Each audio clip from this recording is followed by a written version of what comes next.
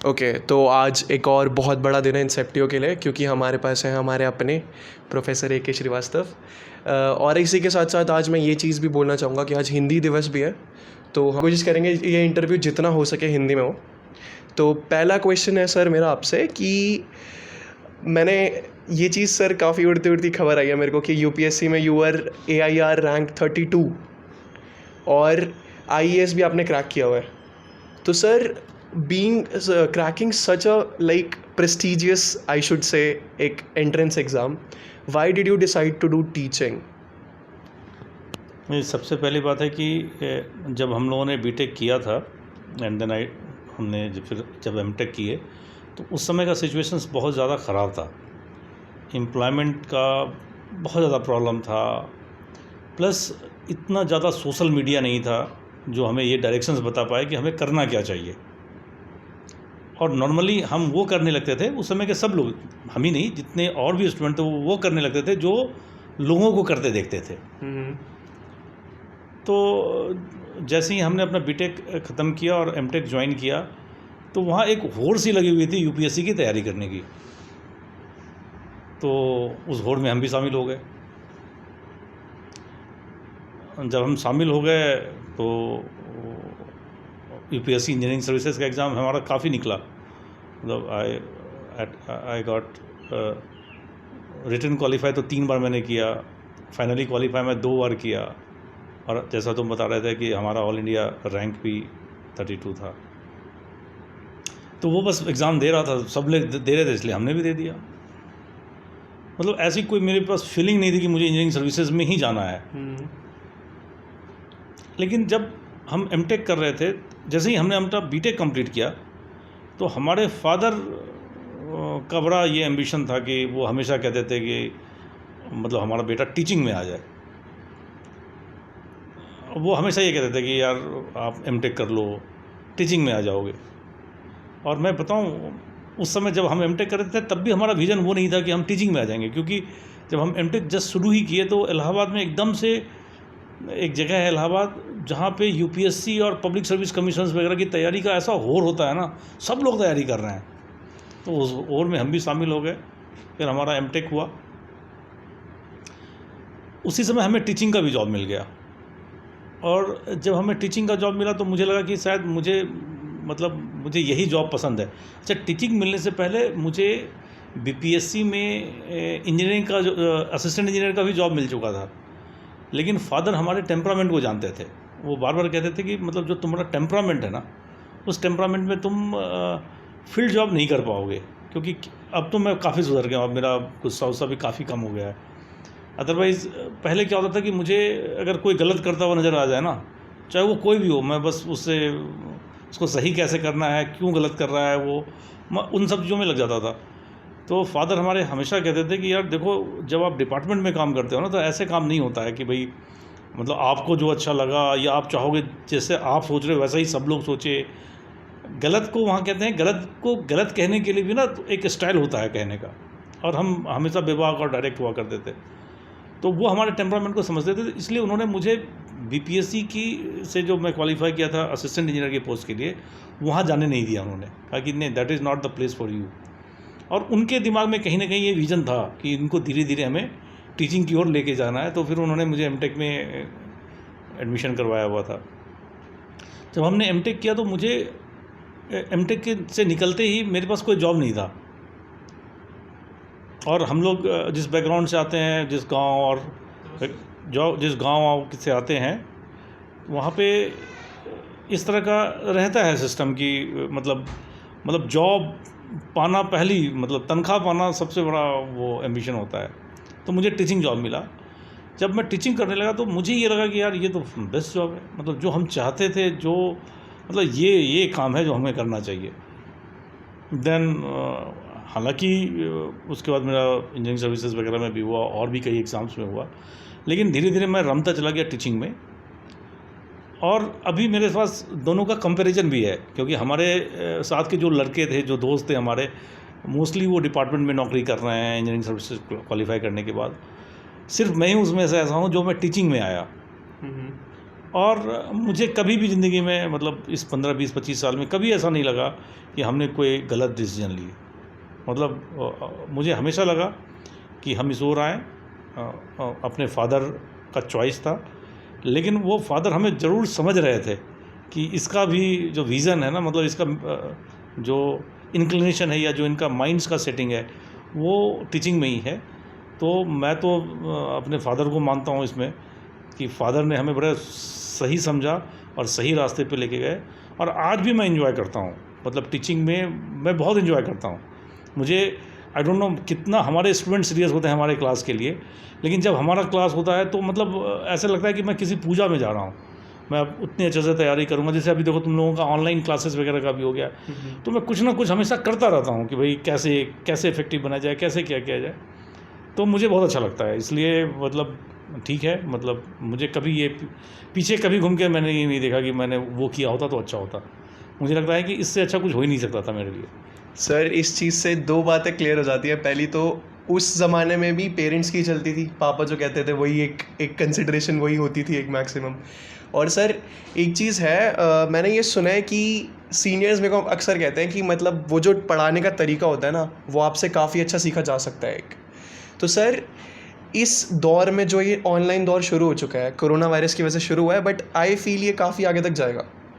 तो इसके अंदर एक नॉर्मल व्यक्ति, अगर कोई ट्यूशन टीचर भी है या कोई प्रोफेसर भी है या कोई भी टीचर, अपनी उस एफिशिएंसी को, अपनी उस टीचिंग की जो उसकी जो पैशन है उसको कैसे आगे बढ़ा सकता है, मतलब वो टीचिंग को कैसे इफेक्टिव बना सकता है। और नहीं, मैं तो सबसे पहले तुम्हारे उस क्वेश्चन का जवाब दूंगा जहाँ तुमने कहा कि पेरेंट्स की ज़्यादा चलती थी। नहीं, ऐसा नहीं था। हमारे पिताजी ने कभी थोपा नहीं हमारे ऊपर। मैंने हमेशा कहा कि ऐसी उनकी चाह थी, ऐसा वो मतलब उनके दिमाग में था, लेकिन कभी उन्होंने नहीं कहा कि नहीं यू हैव टू, आपको करना ही होगा, ये कभी नहीं कहा। मैंने उनको देखा, मतलब हमारे लिए तो he is a ideal person, he was a ideal person. और जिस तरह से हम लोगों को, मतलब हम लोग जिस तरह की फैमिली से आते थे, इतनी बड़ी फैमिली को उन्होंने जिस तरह से ले के चले, और हर आदमी को उतने, ऐसा नहीं कि मैं उनका बेटा था इसलिए मुझ पर ज़्यादा ध्यान देते, ऐसा नहीं था। हमारे घर में 50 लोगों की फैमिली थी और he was the main person, और वो सब पे उसी तरह से निगाह रखते थे। उनका विज़न था वो क्या है, वो हमारे फादर थे इसलिए नहीं, उनकी वो दूरदर्शिता थी, वो चीज़ों को समझ जाते थे, वो चीज़ों को देख लेते थे, है ना। अगर हम थोपना तब कहते हैं उस चीज़ को जब हमें आज ये महसूस होता है यार मैं तो गलत कर गया। और ये जो क्वेश्चन आप हमसे पूछ रहे हो, ये मतलब मुझसे कितनी बार नहीं पूछा कि आपको मैं क्या बताऊँ। जब मेरी शादी हुई तो मेरी वाइफ भी यही बात पूछ रही थी कि भाई इस जॉब को करने के लिए लोग इतने परेशान होते थे। और मैं आपको बताऊँ, मैं ना अपना जितना भी सिलेक्शंस जो भी हमारे एम्प्लॉयमेंट, उस समय एम्प्लॉयमेंट न्यूज़ में नाम आता था, उस समय जब आपका सिलेक्शन होता था ना तो एम्प्लॉयमेंट न्यूज़ में नाम छपता था। तो हमने वो सारी कटिंग करके रखी हुई है, सिर्फ इसलिए कि कोई मुझे ये नहीं समझे कि मुझे कहीं कोई काम नहीं मिला इसलिए मैं टीचिंग में आ गया। जब भी ऐसे कोई घर में भी, परिवार में भी बच्चे भी हमारे कहेंगे तो मैं उनको दिखा पाऊँगा कि नहीं बेटा देखो मेरा नाम यहाँ निकलता था।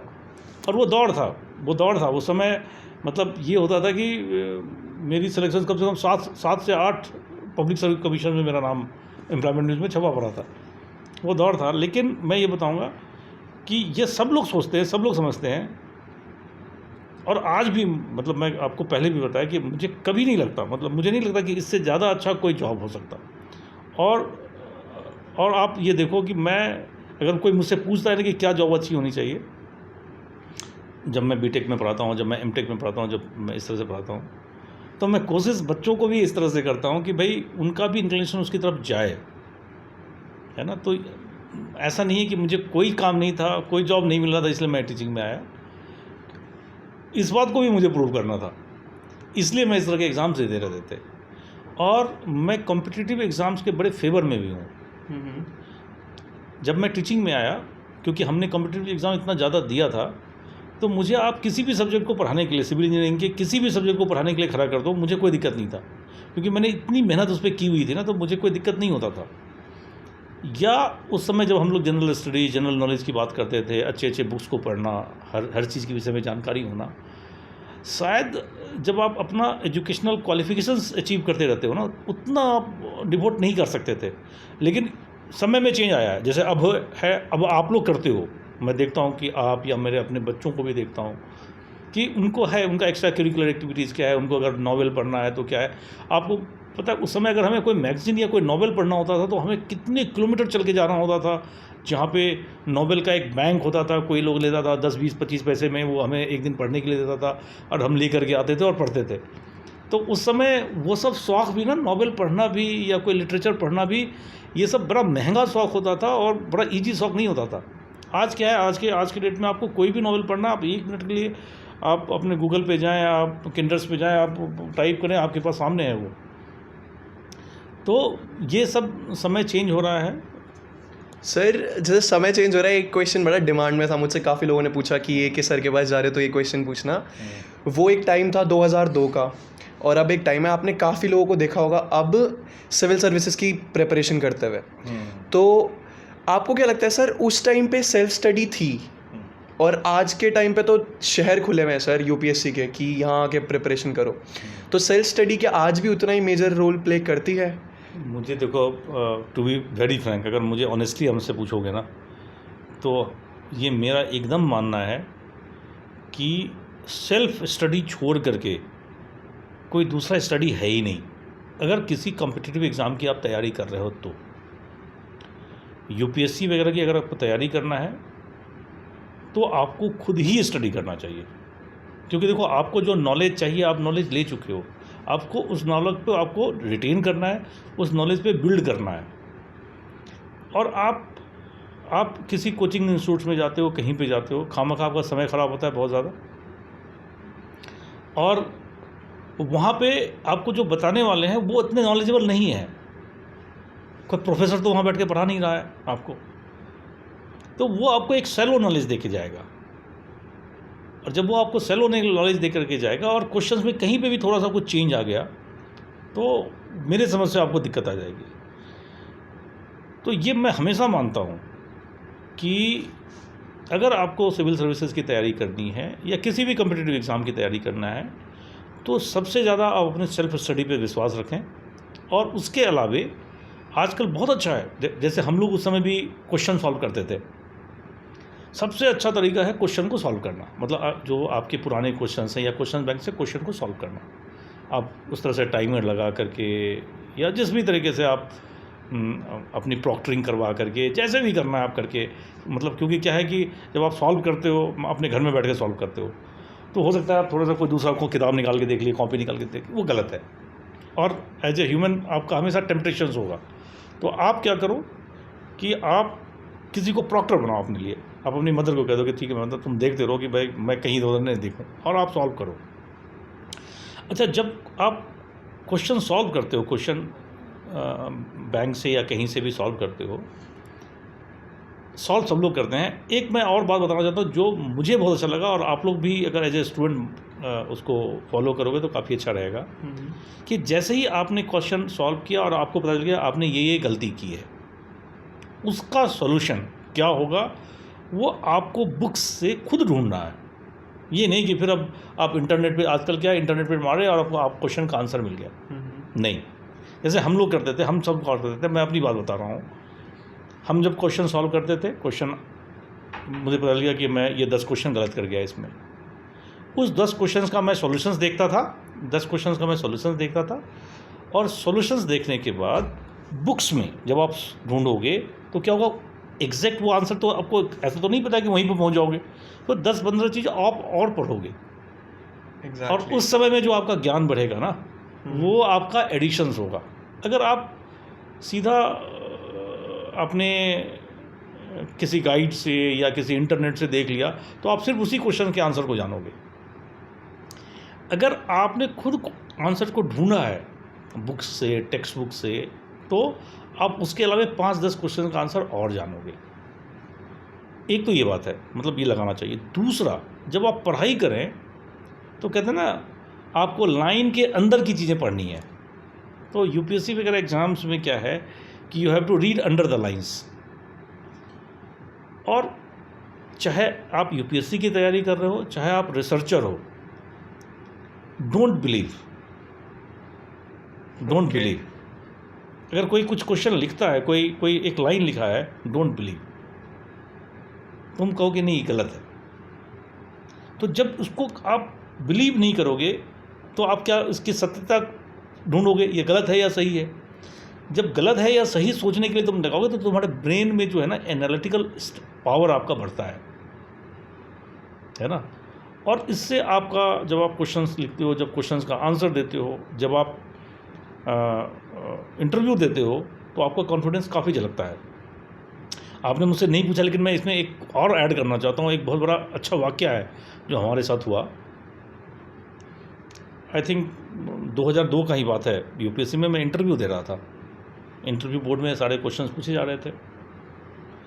चेयरमैन जो बोर्ड के थे उन्होंने भी मुझसे कुछ क्वेश्चंस पूछे।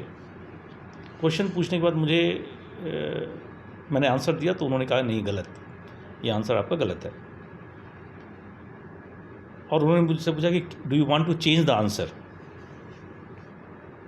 तो मैंने कहा सर नहीं, I don't want to change the answer. कह रहे नहीं सोच लो, आपका आंसर ये गलत है, आपका आंसर ये गलत है और ये आंसर ये है। उन्होंने आंसर भी बता दिया मुझे।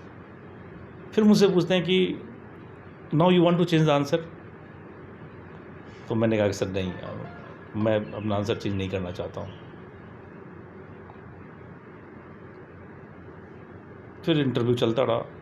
और मैं बताऊँ उस समय इतना जब कुछ भी हुआ, लेकिन मेरे दिमाग में कहीं ऐसा नहीं है कि मैं यूपीएससी के चेयरमैन को मना कर रहा हूँ, क्योंकि वो मुझे 3-4 बार उन्होंने इस बात को रोका। और लास्ट में मैंने ये कहा,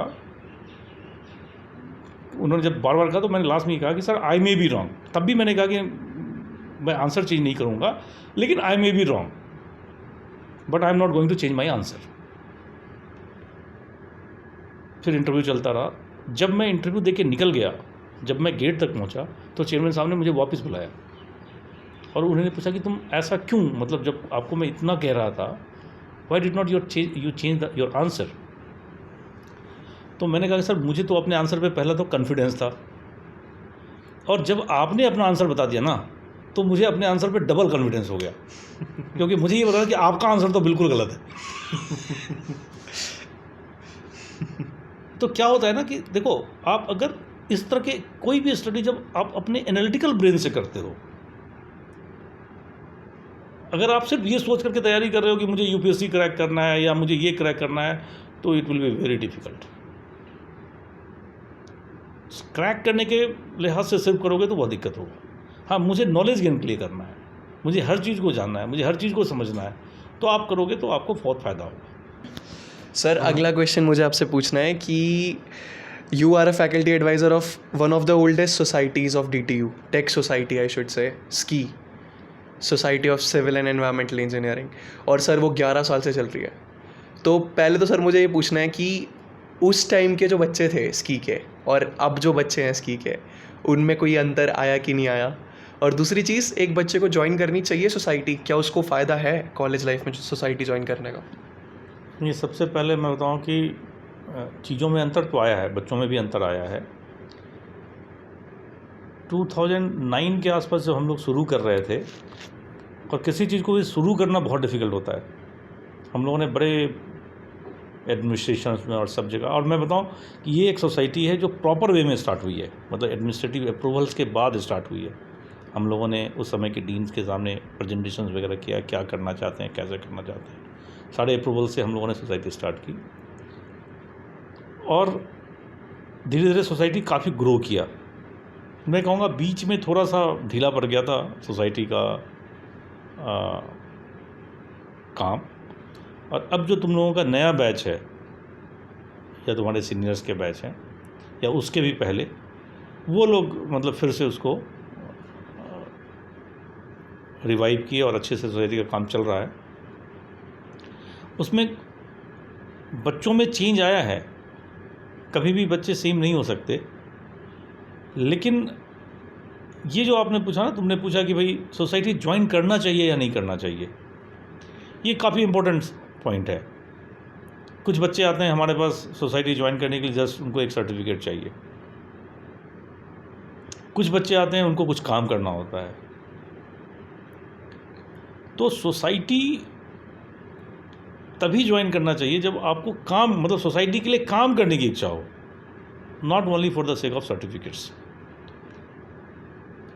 क्या है कि कुछ यूनिवर्सिटीज़ में या कहीं पे भी ऐसा है कि भाई आप किसी सोसाइटी में काम किए हो तो कुछ वेटेज मिलता है, लेकिन अगर आपने काम नहीं किया और आपने सिर्फ सर्टिफिकेट अर्न किया है ना, तो उसका कोई बेनिफिट नहीं मिलेगा आपको।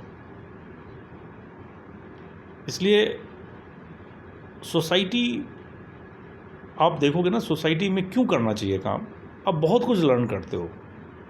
और आज के डेट में आप तो ज़्यादा समझते हो इस बात को कि अगर if you are master of one thing, it can not make you successful in your society.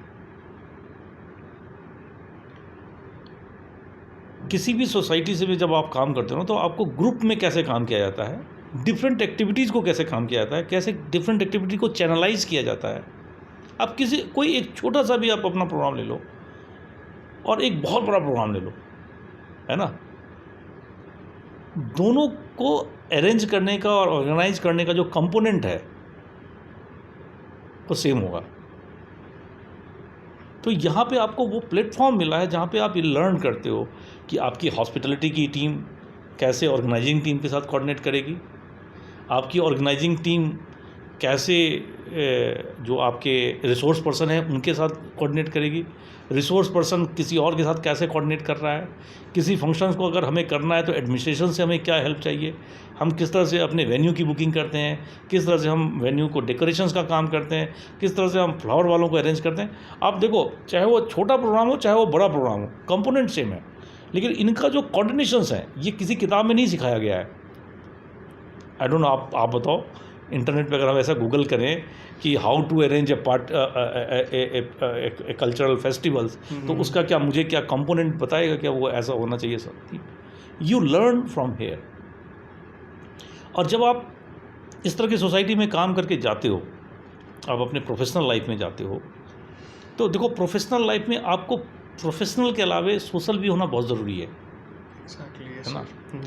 और अगर आप किसी सोसाइटी के साथ नहीं डेवलप किए हो तो क्या होगा, हो सकता है तुम बहुत अच्छे प्रोफेशनल्स रह जाओगे, है ना, और उसका इम्पेक्ट सोसाइटी पे नहीं पड़ेगा। मान लो तुम बहुत अच्छे हो और उसका बेनिफिट अगर हमें नहीं मिल रहा, इसे नहीं मिल रहा, तीसरे को नहीं मिल रहा, तो उस अच्छे का क्या काम, उसका कोई फ़ायदा नहीं ना।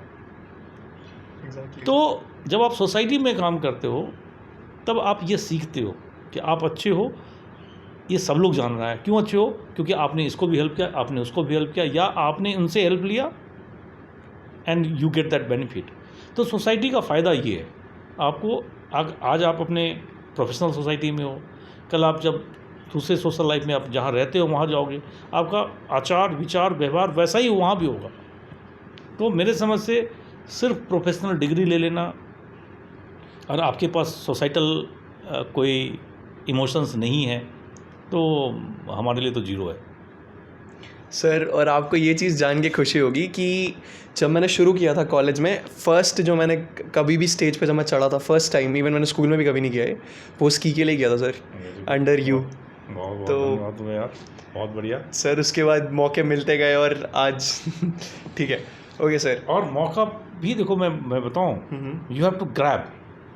एग्जैक्टली। मौका तुम्हारे पास नहीं आता है, मौका के पास तुम्हें चल के जाना है।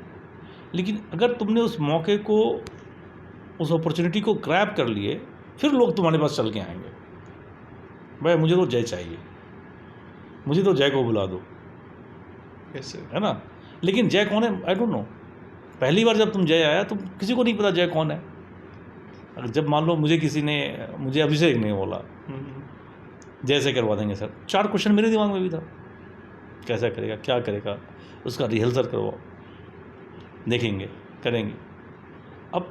अब क्या है कि मैं उनको बोल के फ़ोन करके बोलूँगा कि आप इस इवेंट के लिए ज़रा जय को बुला लेना।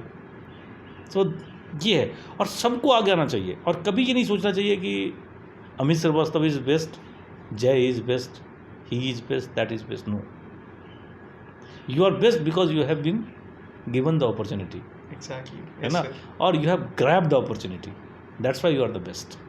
आपने अपॉर्चुनिटी को सही यूटिलाइज़ किया। जैसे अभी तुम कुछ देर पहले ऑनलाइन क्लासेस के विषय में भी पूछे थे क्वेश्चंस, समय तुमने पूछा कि ऑनलाइन क्लासेस चल रहा है, डिफ़िकल्टीज़ है। डिफ़िकल्टी आई, कुछ लोगों ने उसको डिफ़िकल्टी समझा, हमने उसको एक अपॉर्चुनिटी समझा कि आई हैव टू लर्न।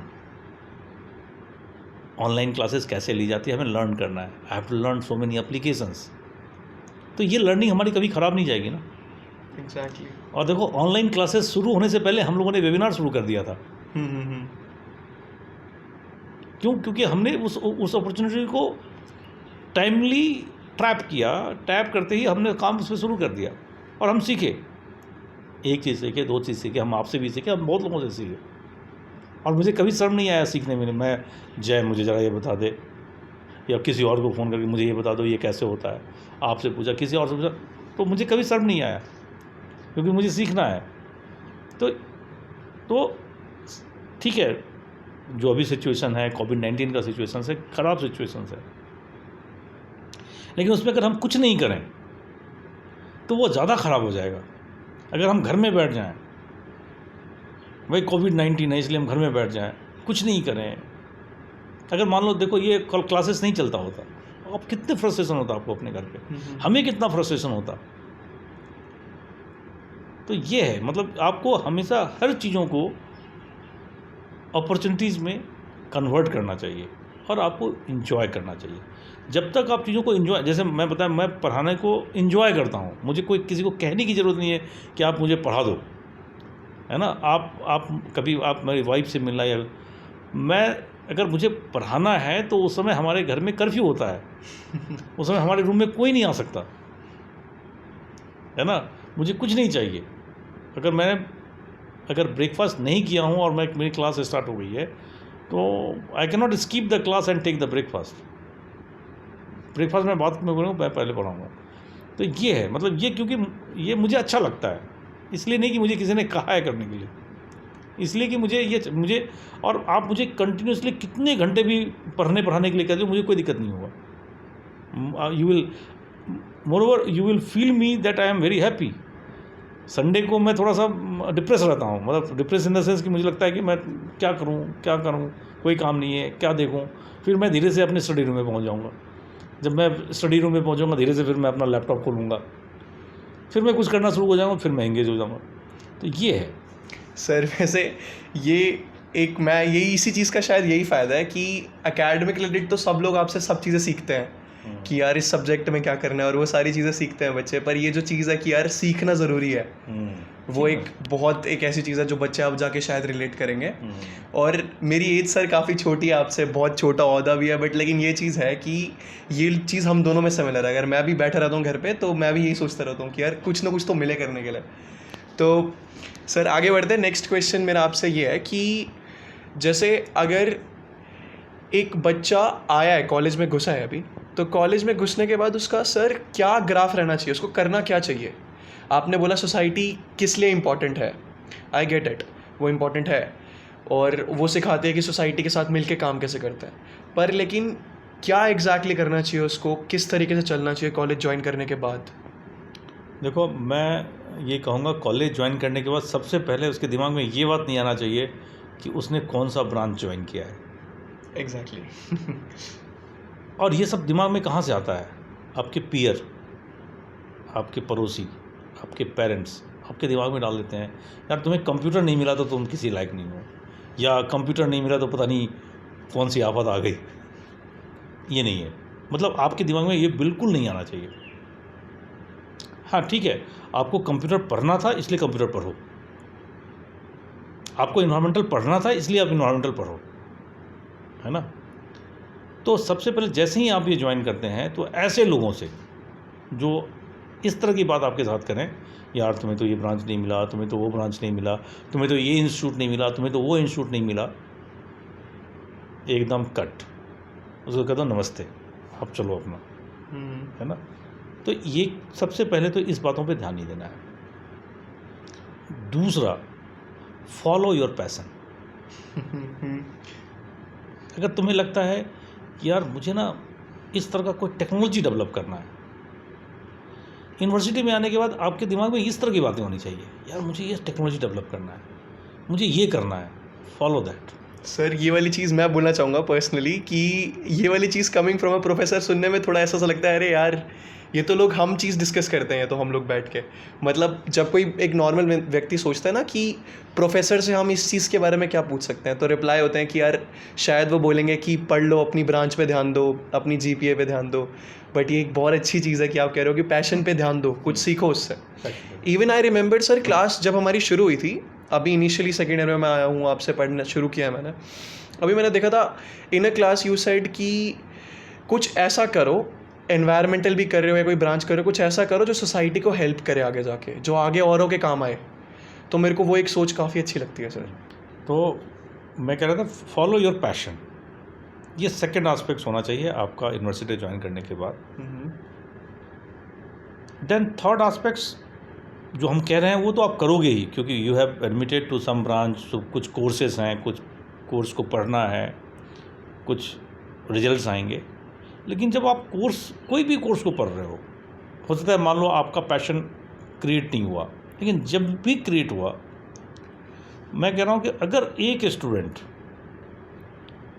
एक बदलाव, टेक्नोलॉजिकल बदलाव की बात मैं कर रहा हूँ, टेक्नोलॉजिकल बदलाव लेकर के आ गया, तो नॉट फॉर हिमसेल्फ, सिर्फ उसके लिए नहीं, सोसाइटी के लिए, पूरे देश के लिए बहुत बड़ी बात हो जाती है। और आपको मैं बताऊं कि बड़े बड़े काम, अच्छे अच्छे काम आप जो देखते हो ना, नॉर्मली वो प्रोफेसर्स नहीं कर रहे होते हैं, वो कोई उनको ऐसा स्टूडेंट मिल गया होता है जो उनके गाइडेंस में इतना अच्छा काम कर पाया हो। इसलिए हर चीज़ को आप कोई भी, मैं ये नहीं कहूँगा कि आपको अगर एक सेमेस्टर में 5 सब्जेक्ट पढ़ना है तो 5 सब्जेक्ट में आप उस तरह के हो सकते हो। किसी एक सब्जेक्ट में, किसी एक चीज़ पे आप अपना थोड़ा दिमाग लगाओ, नहीं ये ऐसे नहीं, ऐसे होना चाहिए। मैंने आपको कहा ना, यू हैव टू क्वेश्चन कि भाई जो सर ये बता रहे हैं कि ये टेक्नोलॉजी ये है, ये टेक्नोलॉजी अगर ऐसे होगा तो ज़्यादा अच्छा होगा, ये टेक्नोलॉजी ऐसा होगा तो ज़्यादा एफिशिएंट होगा, ये टेक्नोलॉजी अगर ऐसा होगा तो ये इन्वायरमेंटल फ्रेंडली होगा। देखो अभी जो मैं बता रहा था, अभी तुमने बात भी की थी कि आपको जब मैं पढ़ा रहा था या जब भी मैं बताता हूँ तो ये बताता हूँ कि देखो जब हम लोग पढ़ना शुरू किए तो हमारे दिमाग में 2 बात आ गई। मैं अब टेक्नोलॉजी की बात कर रहा हूँ। आप जो भी टेक्नोलॉजी, जो भी डिज़ाइन, जो भी एनालिसिस, जो भी कुछ भी कर रहे हो, that should be safe and then economical. 2 term है, सेफ एंड इकोनॉमिकल। मेरा कहना है ऐसा नहीं होना चाहिए। Your analysis, your design, your concept सबसे पहले सस्टेनेबल होना चाहिए। अगर वो सस्टेनेबल नहीं है, वो अप्रोच, वो इको फ्रेंडली नहीं है, वो अगर इन्वायरमेंटल को डिग्रेड कर रहा है, हमारे जान के लिए खतरा है, तो वो उस स्टेज से ही आगे नहीं बढ़ना चाहिए।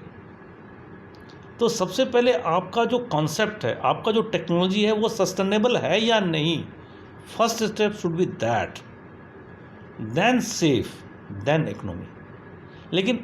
लेकिन ये हम बात कर रहे हैं, अभी भी हमारी सस्टेनेबिलिटी जो है, जो इन्वायरमेंटल फ्रेंडली टेक्नोलॉजी है, या जो आपका इन्वायरमेंट को प्रिजर्व करने की टेक्नोलॉजी है, ये आज भी हमारे थर्ड में है, या शायद कहो वो थर्ड में भी नहीं है। मुझे काफ़ी दुख होता है ये देख करके कि जब मैं किसी कंस्ट्रक्शन साइट्स पे विजिट पे जाएंगे या कहीं पे भी, जहाँ पे रेन वाटर हार्वेस्टिंग के लिए टेक्नोलॉजी बनाया गया है, रेन वाटर हार्वेस्टिंग के लिए कंस्ट्रक्शंस किया गया है, and this I see that कि मोस्ट ऑफ द टाइम वो रेन वाटर हार्वेस्टिंग के पूरे चैनल को ब्लॉक करके रखते हैं। क्यों उन्होंने रेन वाटर हार्वेस्टिंग किया? क्योंकि गवर्नमेंट का ये डिमांड था, उसके लिए उन्होंने अपना कंस्ट्रक्शंस किया। लेकिन उनको ये समझ में नहीं आता, ये गवर्नमेंट का डिमांड इसलिए है क्योंकि मुझे अपने वाटर को रिचार्ज करना है, हमें अपने वाटर को वेस्ट नहीं करना है। ये उनके दिमाग में नहीं है, सिर्फ मुझे गवर्नमेंट को सेटिस्फाई करना है। और अल्टीमेटली ये क्या करते हैं, अपने सारे, मतलब जिस दिन ही उनको अपने प्रोजेक्ट को गो हेड मिल जाता है और जो भी इंस्पेक्शन वाली टीम चली गई, उसके बाद वो अपने वाटर रिचार्जिंग के लिए जो उन्होंने सिस्टम बनाया है उसका कोई मेंटेनेंस नहीं करते हैं, और कुछ दिन में वो, आप जाके देख लो, 90% जगह पे वो फेल है, बंद हो गया है। तो अभी भी हमारे दिमाग में ये बात नहीं है। तो मैं ऐसा चाह रहा हूँ, मैं स्टूडेंट को तो हमेशा बोलता हूँ, क्योंकि मुझे पता है कि स्टूडेंट ही हमारे पावर हैं। ये हम बोल रहे हैं, उनको अगर समझ में आ गया तो वो आगे बताएंगे, और जब वो फील्ड में जाएंगे, जहाँ कहीं काम करेंगे, तो वहाँ पे वो इसको इम्प्लीमेंट करेंगे। किसी भी प्रोजेक्ट, वो प्रोजेक्ट चलेगा या नहीं चलेगा, उसका डिसीजन उसकी सेफ्टी और इकोनॉमी से नहीं होनी चाहिए। सस्टेनेबिलिटी नहीं है, प्रोजेक्ट को वहीं बंद कर दो आप, don't go for the second and third. अभी क्या हो रहा है कि हम फर्स्ट एंड सेकेंड पे जाते हैं, थर्ड को सबसे लिस्ट प्रायोरिटी दिए हुए हैं, या अगर डेकोरेटिव वर्ड के रूप में यूज़ करना चाहें तो कर रहे हैं, लेकिन वास्तविक रूप से इसका कोई इम्प्लीमेंटेशन नहीं हो रहा है। तो ये चेंज आना बहुत ज़रूरी है। Okay sir, you are reviewer of many international papers और आपने काफ़ी सारी इंटरनेशनल कॉन्फ्रेंसेस और कॉन्फ्रेंसेस अटेंड करी हैं, so you are the best person to ask कि एक बच्चे को अगर जाना हो रिसर्च में तो किस तरीके से जा सकता है वो अपना, मतलब सर मैं उनकी बात नहीं कर रहा जो बहुत ज़्यादा पढ़ लिख चुके हैं, मैं उनकी बात कर रहा हूँ जो अभी बिल्कुल घुसे हैं कॉलेज के अंदर, they just know this word. कई बच्चे हैं सर, मेरे साथ के कई बच्चे जिनको सिर्फ पता है रिसर्च एक वर्ड है, तो उन बच्चों के लिए कैसे वो आगे जा सकते हैं रिसर्च में? देखो, रिसर्च जो है ना, तुम डेली रिसर्च कर रहे हो, हम डेली रिसर्च कर रहे हैं, है ना। अब बात आता है वो पब्लिश हुआ या नहीं हुआ। वो इसलिए पब्लिश नहीं हुआ क्योंकि मैंने उसको सिस्टमेटिकली कहीं रखा ही नहीं है। हर चीज़ में रिसर्च है। जैसे मैं आया, देखा मैं आप अपनी कैमरे का सेटिंग कर रहे हो, दैट इज़ ए रिसर्च। अगर तुम इसको सिस्टमेटिक स्टडी करो, कोई कंप्यूटर प्रोग्राम लिख दो कि भाई इस तरह से सेट करोगे तो ये लुमिनस पे, ये विजिबिलिटी पे, इस बैकग्राउंड पे, वाइट बैकग्राउंड पे, ब्लैक बैकग्राउंड पे, येलो बैकग्राउंड पे क्या तरह का रिजल्ट देता है, इस तरह का तुम एक सिस्टमेटिक स्टडी करके एक निकालो, दैट इज़ रिसर्च। तो हर चीज़ रिसर्च है, लेकिन हमें वो हमारा माइंडसेट है। अगर आपने रिसर्च किया and if you have done it systematically, आपने कहीं पे इसका रिकॉर्ड मेंटेन कर लिया and somebody can reproduce it, then that it becomes a research which is published और समथिंग लाइक दैट। तो हर चीज़ रिसर्च है। और मैं कहूँ आपको, मैं बताता हूँ, मैं इसलिए आप लोगों से काफ़ी एक्सपेक्ट करता हूँ कि आप लोग आगे करो। मैं आप लोगों से बात भी करता हूँ कि एक ऐसा काम करो, भाई कोई भी चीज़, मतलब रिसर्च क्या होना चाहिए जो आदमी की ज़िंदगी को थोड़ा आसान कर दे, है ना। रिसर्च, बहुत सारे रिसर्च ऐसे चल रहे हैं और ये बहुत बड़ा डिबेट का सब्जेक्ट है अपनी कंट्री में कि रिसर्च से सोसाइटी को क्या बेनिफिट मिल रहा है। आप ऐसा रिसर्च कर दो जिसको सोसाइटी को समझ में ही ना आए, सोसाइटी को उसका कोई यूज़ ही ना हो, सोसाइटी को उसका कोई फ़ायदा ही नहीं हो, तो उस रिसर्च का कोई फ़ायदा नहीं है। लेकिन मैं अभी जस्ट तुम्हारे एग्जांपल्स तुम्हारे विषय में दिया कि आप अपने आकर के अपने कैमरा को सेट कर रहे हो। अगर तुमने ऐसा कुछ सिस्टम बना दिया कि आपने ट्राइपॉड पे कैमरा रखा और कैमरा अपने आप अपने को उसकी इल्यूमिनेंस, उसकी बैकग्राउंड, उसके textures, atmosphere, this and that से अपने आप एडजस्ट करके वो आपको फोकस कर ले या बेस्ट जगह बता दे, तो ये क्या है, ये जो भी कैमरा प्रोफेशनल्स हैं उनके लाइफ को इजी बना देगा। तो आपको हर चीज़ को इस तरह से सोचना है। मैं बताऊँ, जब मैं आपको पढ़ाता हूँ तो ये बोलता हूँ कि आप इस प्रॉब्लम को सॉल्व करो। आप में से कोई ये सोच सकता है कि भाई सर क्यों कह रहे हैं इस तरह से प्रॉब्लम को सॉल्व करो, क्या ये प्रॉब्लम इस तरह से सॉल्व नहीं हो सकता, क्या इस तरह से नहीं हो सकता? That is a research. तो इसके लिए बहुत कोई हाई फाई ब्रेन चाहिए, बहुत कुछ पढ़ना लिखना है, ऐसा कुछ नहीं है। आप जो कर रहे हो उसी में एक चीज़ पे फोकस कर लो। आप you focus your self eight one place and systematic उसका स्टडी करो, उसके रिकॉर्ड्स निकालो, उसका एक्सपेरिमेंट करो, उसको अपने एक्सपेरिमेंट को वैलिडेट करो, प्रूव करो, है ना। आप देखो, मैं बताऊँ, मैं एक छोटा सा एग्जांपल और दूंगा, मैं बार बार एग्जांपल तुम्हें दे रहा हूँ हर चीज़ों का। मेरे पास ना एक प्रोजेक्ट आया। प्रोजेक्ट ये था कि एक बंदे को ना राफ्ट कास्ट करना था। राफ्ट समझते हो, फाउंडेशन होता है, बिल्डिंग के नीचे जो फाउंडेशन होता है ना, जो बड़े बड़े फाउंडेशंस होते हैं, वो राफ्ट बड़े ठीक 2.5-3 मीटर का उसका फाउंडेशन राफ्ट कास्ट करना था। और उसका कंसल्टेंट जो था ना, वो कहीं विदेश का था। तो वो विदेशी कंसल्टेंट ने ये कुछ लिख दिया कि भाई आपके कंक्रीट के अंदर का कोर टेम्परेचर जो है ना 70 डिग्री सेंटीग्रेड से ज़्यादा नहीं होना चाहिए, है ना। तो उस बंदे ने, उस कंसल्टेंट का जो व्यू है वो लोगों को दिखाया मार्केट में कि भाई मुझे ना ऐसा राफ्ट कास्ट करना है जिसमें कंक्रीट के टेम्परेचर को हमें इससे ज़्यादा नहीं होने देना है। आपको पता है, क्योंकि अगर आपको नॉलेज नहीं है तो कमर्शियल लोग बहुत ज़्यादा आ जाएंगे। कुछ लोग उनको कहने लगे साहब इसमें ना तुम कंक्रीटिंग जब करो तो आइस डाल दो, ठंडा हो जाएगा, वो ये हो जाएगा, वो हो जाएगा। काफ़ी कुछ करने के बाद किसी ने उनको मेरे पास सजेस्ट किया, और किसी ने क्या सजेस्ट किया, इनफैक्ट वो लड़का जो था ना वो हमारा एमटेक स्टूडेंट कभी रहा हुआ था, जिसको ये प्रोजेक्ट करना था। तो वो एक बार मुझसे फ़ोन करके मेरे पास आ गया, मुझे कहा कि सर ऐसा ऐसा इशू है, आप बताओ क्या होना चाहिए। तो हमने कहा कि तुम्हें कैसे पता चल गया कि वो टेम्परेचर 70 डिग्री सेंटीग्रेड से ज़्यादा हो जाएगा। जब तुम वो कास्ट करोगे तो you will have the more than 70 degree centigrade temperature. कभी आपने चेक किया है, मेजर किया है, पता किया है? तो कहा सर पता तो नहीं किया, लेकिन हमें जो सप्लायर्स हैं जो कंक्रीट वगैरह देते हैं वो बता रहे हैं कि ऐसा ऐसा होता है। तो मैंने कहा यार बहुत सारे और भी ऑप्शंस हैं, वो देख लेंगे, लेकिन तुम सबसे पहले इसको मॉनिटर करो, टेम्परेचर कैसे मॉनिटर होगा। फिर वो टेम्परेचर मॉनिटरिंग, मैंने एक और वर्ड बता दिया उसको, वो फिर पता करना शुरू किया टेम्परेचर मॉनिटरिंग के लिए। उसको कोई कंसल्टेंट मिला, उसके लिए भी कोई कंसल्टेंट मिला, and he is asking for more than lakhs of rupees for वो टेस्टिंग के लिए। मेरे पास फ़ोन किया कि साहब अब देखो ऐसा ऐसा हो गया है, वो करने को तैयार है and it is going to be very costly. तो हम कहें यार इसमें है ही नहीं कुछ, इसमें कॉस्टली क्या है, इसमें तो 200 रुपये का इक्विपमेंट लगना है। सर आपने क्लास में बताया था ये। हाँ बताया था ना। और जब हम लोगों ने ख़रीद के उसको किया तो वो 200-500 रुपये, 1000 रुपये में पूरा काम हो गया। और जो भी लोग कह रहे थे कि इसमें आइस डालना होगा, ये डालना होगा, वो ऐसा था कि वो 70 डिग्री सेंटीग्रेड से टेम्परेचर खुद भी नहीं जा रहा था। फिर हम लोगों ने कुछ फ्लाइस वगैरह मिलाया उसमें, वो टेम्परेचर और भी डाउन हो गया। तो क्या होता है कि मतलब आप बिना कुछ सोचे किसी चीज़ को फॉलो करने लगते हो, घबरा जाते हो क्या होगा, है ना। वो नहीं होना चाहिए। अगर किसी चीज़ का आप एक सिस्टमेटिक स्टडी शुरू कर दो, फील करो, ऑब्जर्व करो, वैलिडेट करो, एंड देन। और वो प्रोजेक्ट भी हमने कैसे किया मैं बताऊँ।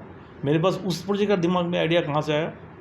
वो आइडिया इसलिए आया कि हम लोग के पास बी के स्टूडेंट थे, एंड उस समय हम लोग एल्बिडो पेंट पे काम कर रहे थे। एल्बिडो पेंट ऐसा होता है जो टेम्परेचर को रिड्यूस करता है ना। तो हमने DTU में ही एक छोटे छोटे चैम्बर, मतलब छोटे छोटे घर बनाए हुए थे, है ना, और बाहर से पेंट कर देते और नीचे में वो जो कपलर है हमारा, थर्मो कपलर है, वो छोड़ देते थे। तो थर्मो कपलर पूरे 24 आवर्स का हमें रीडिंग देता रहता था कि हमने पेंट कर दिया, अब पेंट वाइट है, पेंट ब्लू कर दिया, पेंट ब्लैक कर दिया, एक हट सा बना करके वो स्टडी कर रहे थे। तो मेरे पास आइडिया वहाँ से आया। तो आपको अपने ब्रेन को भी खोल के रखना है कि मान लीजिए आपने कोई कॉन्सेप्ट को एक जगह यूज़ कर लिया, वो फिर कहाँ यूज़ हो सकता है। और मैं बताऊँ, जो थर्मोकॉलर का जब मैंने कॉन्सेप्ट दिया इन लोगों को 1500 रुपये का, उसके बाद ये हर राफ्ट में हर जगह पे यूज़ करना शुरू कर दिया।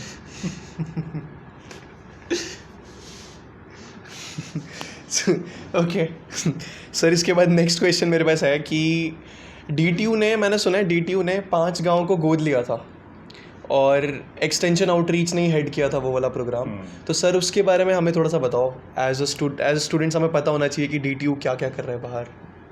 देखो, अभी मैं एसोसिएट डीन भी हूँ आउटरीच एंड एक्सटेंशन एक्टिविटीज़ का, और मैं उन्नत भारत अभियान का जो मिनिस्ट्री ऑफ HRD जो डिपार्टमेंट ऑफ एजुकेशन है, MHRD ने उन्नत भारत अभियान है गवर्नमेंट ऑफ इंडिया का, उसका मैं PI भी हूँ, प्रिंसिपल इन्वेस्टिगेटर हूँ DTU का। उसके तहत हम लोगों ने 5 गांव अडॉप्ट किया है। हालांकि 5 गांव तो उन्नत भारत अभियान के तहत अडॉप्ट किया। उसके बाद हम लोगों ने एक्सटेंशन एंड आउटरीच के तहत नॉट ओनली हम लोग उस 5 गांव में रिस्ट्रिक्ट हुए, और भी जितने भी गांव हैं, हमें जहाँ से भी हेल्प या कोई इस तरह की बात होती है तो हम लोग वहाँ जा कर के मदद करते हैं। तो अभी जो 5 गांव हम लोगों ने अडॉप्ट किया, उसमें बेसिकली हम लोग जो वहाँ पे गवर्नमेंट स्कूल्स है, उसमें जो 9, 10th, 11th एंड 12th के बच्चे हैं, उनको हमारे DTU के स्टूडेंट्स जा कर के मैथ, इंग्लिश, साइंस पढ़ाते हैं। और इंटर्न्स क्या है कि देखो, जो DTU के स्टूडेंट हैं उनके लिए आइडियल है, क्योंकि भाई उनको भी इंजीनियर बनना है, उनको भी किसी प्रोफेशनल स्कूल्स में ज्वाइन करना है, तो उनको काफ़ी बेनिफिट हो रहा है। और हम लोगों के पास इतने मतलब रिक्वेस्ट आते हैं कि हम लोगों ने मैं बताऊं आपको कि हम लोग ने जब 5 गांव में सिर्फ 5 या 7 स्कूल से शुरू किया था, आज हम लोगों के पास 18 स्कूल है, 18 school, and not into that village only. उस विलेज से बाहर भी, जो एडॉप्टेड विलेज से बाहर भी जाकर के हम लोग एक काम कर रहे हैं। तो एक तो क्या है, एजुकेशन पे है मेन फोकस हम लोगों का, जहाँ पे हमारे स्टूडेंट जाकर के उनके साथ जो बच्चे हैं इंटरेक्ट करते हैं और उनको इनका बहुत बेनिफिट मिल रहा है। दूसरा क्या है कि एम्प्लॉयमेंट, आपको उनको कोई स्किल देना, कोई कैपेसिटी बिल्डिंग करना। अगर उनमें से कोई भी हमें ये कहता है कि भाई हमारे स्कूल में एक ऐसा कोई लेबोरेटरी सेटअप आप कर दो जिससे कि हमारी स्टूडेंट्स की कैपेसिटी बिल्डिंग हो पाए, कुछ लर्न कर पाए, कुछ जॉब्स वगैरह के लिए उसको हेल्प हो पाए, तो उन चीज़ों को भी हम लोग हेल्प करने में और मदद करने में काफ़ी आगे हैं। और जो हमारे वाइस चांसलर साहब हैं, उन्होंने एक अभी हम लोग का प्रपोजल चल भी रहा है, अब हम लोग एक स्कूल इन ऑन व्हील बना रहे हैं। एक बस होगी जो स्कूल होगा, और ये बस जो है डिफरेंट गांव में विज़िट करेगा डे बाय डे। शुरू में तो हम लोग एक बस ले रहे हैं अभी वो, and we will have the weekly distribution of that bus कि कौन से विलेज में जाएगा, and that bus will be equipped with facilities. जो मान लीजिए जैसे जो बड़े घर के बच्चे हैं वो किंडर्स में जाते हैं, किंडर्स गार्डन स्कूल में जाते हैं, वो राइमिंग सीखते हैं, वो बच्चे से ही सीखते हैं कैसे खाना चाहिए, कैसे बैठना चाहिए, कैसे उठना चाहिए, कैसे बोलना चाहिए। लेकिन ये जो गरीब बच्चे हैं वो तो कुछ नहीं सीखते, उनको ये नहीं पता कि क्या गंदगी है, क्या सफाई है, क्या हाथ धोना चाहिए, कुछ नहीं पता। तो ये हमारे वाइस चांसलर साहब का विज़न है कि हम ऐसा एक बस बनाएंगे जो मोस्टली जो किंडर्स हैं वो राइम्स आकर के हमारे उसमें टीवी होगा, राइम्स देखेंगे, उनको ये बताया जाएगा कि how you will maintain hygiene. Plus उस गांव में जो बूढ़े बुजुर्ग लोग हैं जिनको मान लो डिजिटल लिटरेसी चाहिए, उनको ऑनलाइन ट्रांजेक्शन्स करने में कोई दिक्कत हो रही है, कोई बात है, तो वो वहाँ पे हमारे एक हेल्प बैठा होगा जो उनको हर चीज़ों में मदद करेगा। कोई फॉर्म भरना है तो इस तरह की मदद पहुँचाएंगे। तो ये भी विज़न है हम लोगों का, चल रहा है। Hopefully by the end of this year we will have that bus, and that bus is called a laboratory on wheels. बाद में हो सकता है उसमें हम कंप्यूटर, कुछ लैब्स ऐसा सेटअप कर दें कि वो घूम करके लोगों को सिखाएगा चीज़ों। सर स्की जो है चैप्टर शुरू कर रही है अलग अलग कॉलेजेस में, जहाँ पे स्की के नए चैप्टर्स खुलेंगे और वो कॉलेज भी पार्ट ले सकते हैं। They can also form a council and all those things. Sir उसके बारे में मैं जानना चाहूँगा कि इसके पीछे का इनिशिएटिव क्या है एक्चुअली, क्या चीज़ हम इससे अचीव करना चाहते हैं? देखो, एक तरह से ये मैं बोलूँगा कि ये स्की का आउटरीच प्रोग्राम है। ओके। देखो, अगर आप नाम देखोगे, हम लोगों ने नाम रखा था society for civil and environmental engineers. ये कोई इंजीनियर्स DTU के स्टूडेंट ही नहीं हो सकते। इंजीनियर तो किसी भी प्रोफेशनल इंस्टीट्यूट के स्टूडेंट हो सकते हैं। और जब तक आप दो लोगों से इंटरेक्ट नहीं करते हो, मैंने कहा ना, जैसे आप अगर अच्छे हो और उसका बेनिफिट लोगों को नहीं है तो उस अच्छे होने का कोई फ़ायदा नहीं है। या हम में कोई बुराई है और हमें कोई बताने वाला नहीं हो कि आप में ये कमी है, तो आपकी कमी में सुधार भी नहीं हो सकता है। तो इसके लिए क्या करना होगा, इसके लिए आपको ओपन होना पड़ेगा। जब आप अपने दरवाजे खोलोगे तो क्या होगा, कुछ हम आपको सिखाएंगे, सामने वाले को सिखाएंगे, कुछ सामने वाला हमें सिखाएगा। तो हमारे लिए एडिशंस हैं, ये प्लस है। तो इसलिए मैं चाह रहा था कि ये विज़न हमारा बहुत दिनों से था कि ये सोसाइटी इंडिया के दूसरे इंस्टीट्यूशंस में पहुँचे, वो हमारे साथ कोलैबोरेट करें, हम उनके साथ कोलैबोरेट करें, and not only to the national level, I want to take this to the international level. क्योंकि जब कोई प्रोफेशनल सोसाइटी, कोई प्रोफेशनल बॉडी आपस में जब इंटरेक्ट करती है तो उसके बड़े फ़ायदे हैं। पहला फ़ायदा तो मैं आपको ये बताऊं कि भाई आप ओपन अप हो रहे हो, आप उनके विषय में जान रहे हो, वहाँ कुछ अगर अच्छा चीज़ है तो आप सीखोगे, हमारे पास कुछ अच्छा चीज़ है तो वो सीखेंगे। दूसरा, जो आपका ह्यूमन रिसोर्सेस है वो आपका बड़ा हो रहा है, लोग आपको ज़्यादा जान रहे हैं। तो हमारे बच्चों को कभी प्लेसमेंट्स में कोई दिक्कत है, कोई बात है, तो they can take from help from there. या मान लो प्लेसमेंट के अलावा भी आप प्रोफेशनल लाइफ में आगे बढ़े, आप कहीं जॉब कर रहे हो तो आपके पास एक है, अच्छा आप भी इसकी के हो, हम भी इसकी के हैं। एग्जैक्टली, ये अभी भी होता है सर। ये अभी भी होता है। आप तो ये एक अलग सी फीलिंग देती है यार।